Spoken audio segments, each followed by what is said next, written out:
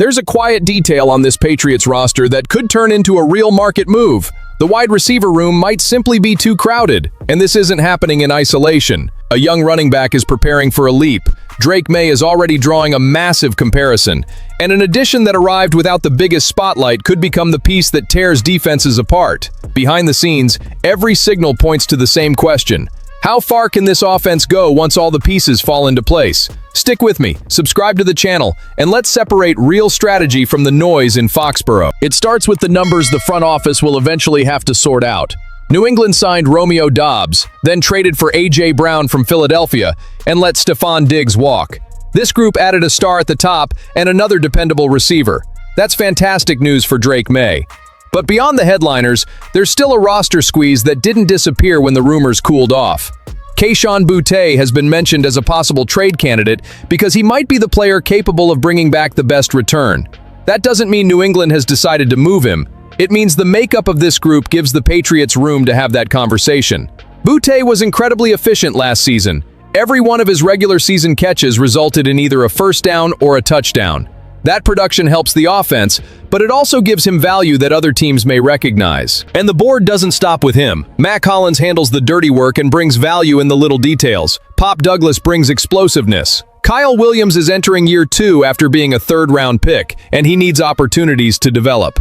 Efton Chisholm III showed enough as an undrafted rookie to make a simple cut feel uncomfortable. That's why the behind-the-scenes read is patience. One injury in camp could instantly turn this depth into valuable insurance. If everyone stays healthy, though, a deal starts making sense again. The front office can wait for the market to tighten and try to turn an abundance at receiver into a draft pick or meaningful help at another position. I wouldn't give Boutte away for just any offer. Offensive depth matters when the goal is protecting Maye's development. But I also wouldn't ignore a chance to sell high on a player who may lose snaps. The question inside Foxborough should be simple. Who contributes more to winning right now, and who could bring more value for the future? The silence around this situation hasn't killed the possibility. It may have simply given the Patriots the time they need to negotiate from a position of strength. While the market watches the receivers, TreVeyon Henderson is working on the details that could keep him on the field longer. Bleacher Report's Gary Davenport ranked him 3rd among 5 running backs poised to break out in 2026.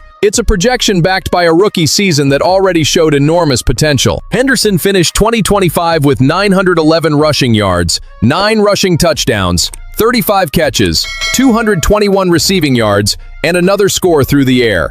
He cleared 1,100 total yards, averaged more than 5 yards per carry, and according to Davenport's cited numbers, ranked among the best qualified backs in efficiency and yards over expected. He did all of that while playing only 46% of the offensive snaps. When his workload increased in the second half, defenses absolutely felt the difference.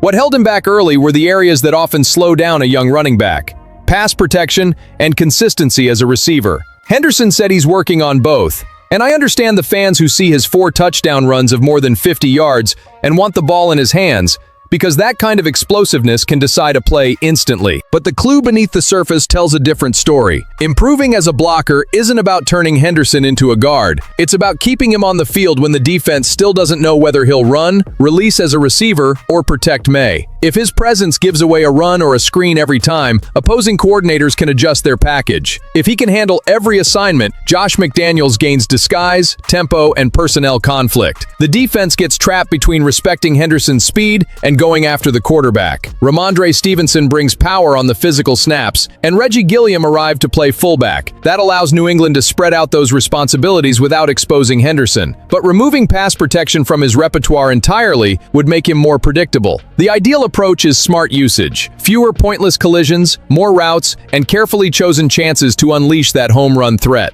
If the technical growth shows up early, the workload split could change fast.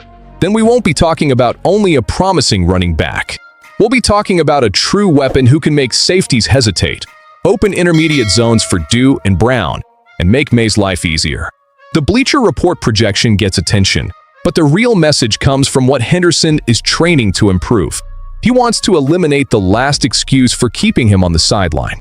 When a player with that kind of speed does that, the explosiveness stops being a distant hope and becomes a weekly problem for the entire AFC. If Henderson can change defensive game plans, Drake May can change the level of this franchise. Albert Breer floated a huge possibility. Within 2, 3, or 4 years, May could enter the conversation for the best player in football. That's an evaluation of his ceiling, not an early coronation. But someone so plugged into the league seeing that path shows just how dramatically the perception of New England's quarterback has changed. Drafted 3rd overall in 2024, May already ranks ahead of Caleb Williams and Jaden Daniels in the ESPN ranking cited in the report. He also led the Patriots to the Super Bowl. The timeline has accelerated. The conversation is no longer whether New England found its starter. It's whether the Patriots found the player who can define an era. Tom Brady holds a nearly unreachable place, built through championships and moments that changed the NFL. May doesn't need to chase that resume right now. The relevant parallel is the place Brady once held, the New England quarterback as the standard for the entire league. Breer believes May has the tools to enter that conversation. The modern comparison is Josh Allen. Their size, mobility, arm strength, and ability to create when a play breaks down naturally bring their styles together. Plenty of people view Allen as the best player in the NFL today. But one detail is already adding fuel to the rivalry. While Allen is still trying to reach a Super Bowl, May has already taken New England there and helped the Patriots win the AFC East last season. One appearance doesn't make May a finished product, and development never follows a perfectly straight line. The real signal is the investment around him. I.J. Brown changes coverages. Dew adds reliability. Henderson can score from anywhere on the field. The more answers this offense gives May, the fewer miracles he has to manufacture. That's the difference between empty hype and a projection worthy of respect. The ceiling starts with talent, but it becomes real only when structure and roster support move together. If Josh McDaniels can turn these weapons into answers against different coverages, May can play faster and attack the right windows with confidence. Fans can take pride in this without skipping steps. The rest of the league spent years treating New England like a franchise trapped in its past. Now it has to look at a young quarterback who has already won the division, already reached the biggest stage, and still has so much room to climb. The real discussion isn't whether May will become Brady. It's whether the next face of the NFL is being built right in front of us in Foxborough. And when you study the moves around him, that possibility has become far too serious to dismiss as simple fan excitement. Maybe the most elegant clue in this offensive plan isn't the arrival that took over the headlines. It's the signing made before it. Romeo Doubs landed at number 10 on Sports Illustrated writer Mike Vrabel's list of the NFL's best number 2 receivers. At first glance, it looks like another offseason ranking, connected to the later I.J. Brown trade, though, and a more interesting picture of the Patriots' attack starts to emerge. Doubs arrived in March after posting 55 receptions, 724 yards, and 6 touchdowns for Green Bay. Vrabel noted that he led the Packers in those categories and in first downs, while producing a 112.7 passer rating when targeted. Even in a crowded receiver room, he became a trusted target for Jordan Love. In New England, Brown changes the entire geometry of the field. When a defense slides help toward I.J. Brown, Doubs gets one-on-one matchups and open zones. His average depth of target was 13.2 yards in 2025, showing he can threaten beyond the short game. He was efficient, too. Only 3 drops on 83 targets tracked by PFF. For a quarterback who relies on timing, that reliability matters.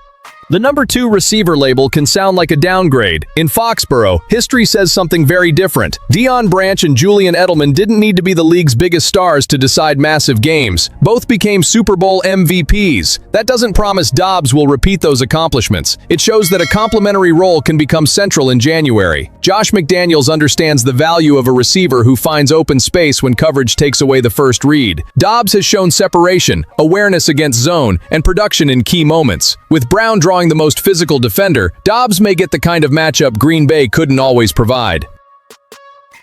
There's a hidden effect on the depth chart too. If Doubs locks down that role, Pop Douglas can work in motion in specific matchups. Henderson sees lighter boxes. The tight ends find more room. Even the possible trade discussed earlier looks less like a loss and more like resource reallocation. One good signing can clarify an entire offense. Keep the expectations grounded though. Doubs still has to build chemistry with Maye, learn the nuances of the system, and turn projection into production. The Sports Illustrated ranking is an opinion, and the PFF ranking cited in the report placed him 35th among 81 qualified receivers. That's solid, not dominant. That combination is exactly what makes this situation so appealing. New England doesn't need him to be Brown. It needs him to punish every defense that treats Brown like the only real danger. Patriots Nation, I want to hear from everyone who sees this blueprint taking shape. Which combination will hurt defenses more? Brown and Doubs through the air, or Henderson attacking lighter boxes? Because that's the thread connecting all four stories behind the scenes. This roster isn't collecting names at random, it's trying to build answers. If Doubs can consistently own that space between star and supporting piece, this offense gains a player who doesn't need the spotlight to change the game. Together, the picture gets clearer. A crowded receiver room can become a trade asset. Henderson is working to stay on the field. Maye already carries superstar upside, and Doubs looks like the complementary piece that can help the entire machine breathe. None of that guarantees the future, but it reveals a more aggressive, deeper Patriots roster built around its quarterback. So pick a side. Has New England already assembled an offense ready to scare the AFC, or is one piece still missing? Drop your answer in the comments, subscribe to the channel, and come back tomorrow, because every signal in Foxborough could change that answer.